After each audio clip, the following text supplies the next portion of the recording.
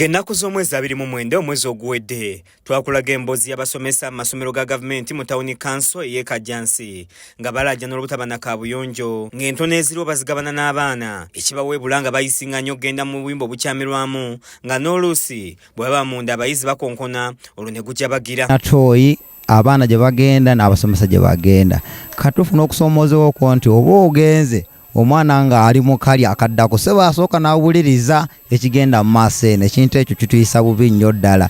Leero ssentebe wa disitulikiti y'e Wakiso Dr. Matia Lwanga Bwanika azzeeyo mu tawuni kansa eno okulaba butya bwe bayinza okugonjolamu ekizibu kino ekikosezza ebyenjigiriza amasomero ga gavumenti. Atuuseko ku ssomero lya Munkabirwa Church of Uganda Primary School ng'eno naye ekizibu kye kimu ekiviiriddeko n'abasomesa okwekyawa nga n'omuwendo gw'abayizi munene boogeraganya n'abasomesa abaasindikibwayo gavumenti. Ruhenda Grace nga yakulira essomero lino agamba nti balina abasomesa 7 bokka nga naye mubaliddeko ekibawa akaseera akazibu ng'omusomesa omu asomesa okuva ku makya okutuusa obudde obw'olweggulo. Nga mazima tikyayingira mu kilaasi ne buziba kati nga wano tuli basomesa 6 nga ne head teacher kwendi kitegeeza olunaku lwemba ngenze mu workshop oba meeting waliwo kilaasi esigalawo nga teyina teacher. Tusaba gavumenti ndi ekyo kyangu nnyo batwongere abasomesa kubanga abaana bo tubalina n'ebikola weebiri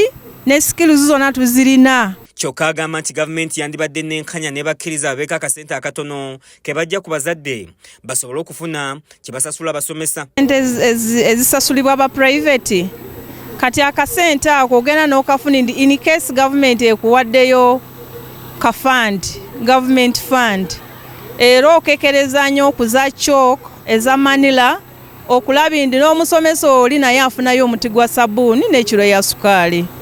Ssentebe Bwanika Banaka batemye ng'agamba nti ebbula lya kabuyonjo mu masomero ga gavumenti kyafuuka abaana baliwo nga mu masomero agasoba mu 2 otuukayo ne kikuggwako ng'ate abazirina bazigabana n'abayizi. Abasabye okukolaganira wamu n'abazadde kw'ossa n'abazira kisa ku byalo okulaba nga bayambagana kubayo gavumenti akasente k'ewa Wakiso katono ddala buli mwaka ebawa ssente ezizimba kabuyonjo z'amasomero 3 gokka. Bw'ogabala kati mu Wakiso gayinza okuwera 200 naye sente ezijjanga za toilet 3. So kitegeeza tuteekwa kutetenkanya ate tusooke tukkirize nti abaana baffe tukwataganire wamu tuseewo enjawulo. Ssentebe atongoza kabuyonjo yazimbiddwa disitulikiti ng'eyambibwako ebitongole by'obwannakyewa ebitali bimu nga Rosias Kalisa kansala w'ekitundu bw'annyonnyola. Naye olwaleero tuli basanyufu nnyo nti wano mu Munkabirwa Primary School tufunye ekizimbe kya toilet bannaaye kiringa ekitono gye muli naye ffe kufe kinene nnyo olw'ensonga nti budget gye tulaningiramu e Wakiso eva mu central government ntini nnyo ku bwetaavu obuli mu Wakiso district. Ebyo bye bimu ku bisoomoozo ssentebe wa disitulikiti y'e Wakiso byawadde bannakajjansi olw'ebisoomoozo ebingi ebiri mu kisaawe ky'ebyenjigiriza. KSTV Kiza Peter Agaleero.